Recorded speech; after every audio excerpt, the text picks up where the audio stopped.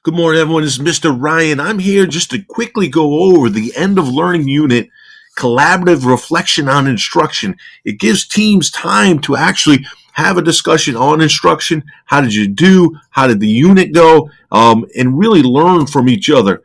In the beginning of the unit, we had a plan. We created a goal as a team instructionally. Now we're just going to see how do we do with that plan. So here you can see, here are just some questions I give you. First, I would suggest the teams review the norms with each other.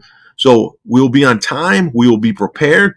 We will respect each other. We will be engaged. We will listen to each other and follow the agenda, and then select some roles. So someone will facilitate the team lead, or someone else want to facilitate, and then someone should be a note taker. There's a box on the bottom here to take notes, and then you're going to share this document with me by Friday. So again, the end of the learning unit, collaborative reflection on instruction. Here are just some of the questions.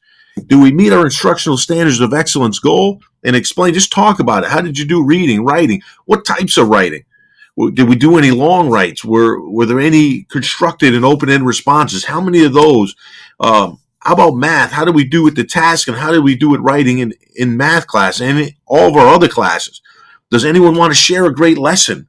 How can we improve the CFA? What are your thoughts on how we can get better creating CFAs and improving our CFAs? Talk about these high leverage strategies that all align to the standards wall. Teacher clarity, feedback, formative assessment.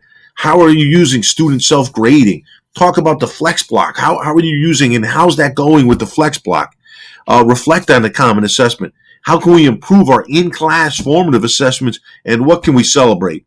And then down here, you have one of your teams just taking notes, and then you share this document with me. So again, this is a great time to learn from each other, to celebrate great instructional practice, and keep discussing what is working in the classroom in order to help students learn at high levels. Thank you all so much. Keep up the amazing work.